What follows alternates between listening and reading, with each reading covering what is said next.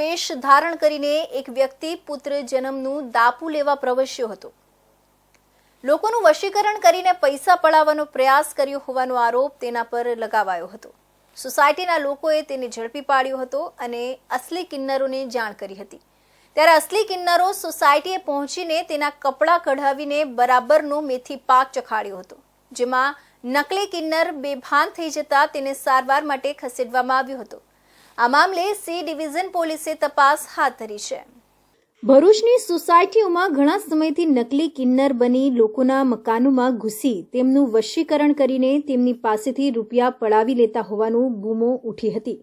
આ મામલે ભરૂચ શહેરમાં રહેતા અસલી કિન્નર સમાજના લોકોની જાણ થતાં જ તેઓએ ભરૂચ સી ડિવિઝન પોલીસ મથકમાં અરજી આપીને જાણ કરી હતી।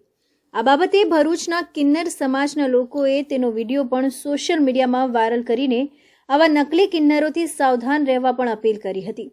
રવિવારે સવારના ત્વરા માર્ગ પર આવેલી શુભમ વેલી સોસાયટીમાં નકલી કિન્નરનો વેશ ધારણ કરીને એક વ્યક્તિએ પ્રવેશ કર્યો હતો, જેથી આ જ સોસાયટીમાં રહેતા અંકુર ધોરાવાલાએ તેને રોકી પૂછતાછ કરીને ક્યાં જવું છે તેમ પૂછ્યું હતું, જેથી નકલી કિન્નરે આ સોસાયટીમાં કોઈના ઘરે બાળકનો જન્મ થયો હોય તેમના ત્યાં જવું છે, જેથી અંકુરે અહીંયા એવું કોઈ નથી, તમે અહીંયાથી જતા રહો તેમ કહેતા જ તે અચાનક ભાગવા લાગ્યો હતો, જેથી અંકુરે ચોર ચોર કરીને બૂમાબૂમ કરતા તેને આસપાસના લોકોએ પકડી પાડ્યો હતો।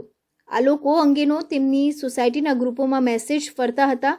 આ અંગેની જાણ અસલી કિન્નર સમાજના લોકોને થતાં જ તેઓ તાત્કાલિક ત્યાં સ્થળ પર દોડી ગયા હતા અને નકલી કિન્નરનો કલાક લીધો હતો। એટલું જ નહીં, તેના કપડાં પણ કઢાવી તેને નકલી હોવાનું લોકોને કહ્યું હતું, જેમાં અસલી કિન્નરોએ તેને મેથી પાક પણ ચખાડ્યો હતો।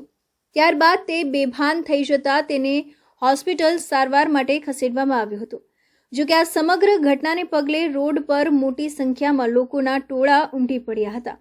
આ ઘટના બાદ પણ ભરૂચ વેજલપુર કિન્નરોના અખાડાના દીપા કુંવર માસીએ લોકોએ આવા નકલી કિન્નરોથી સાવધાન રહેવા અપીલ કરી હતી। કોઈ પણ આવા નકલી કિન્નર દેખાય તો પોલીસ અથવા તેમનો સંપર્ક કરવા જણાવ્યું હતું। હાલ તો સી ડિવિઝન પોલીસે આ મામલે વધુ તપાસ હાથ ધરી છે।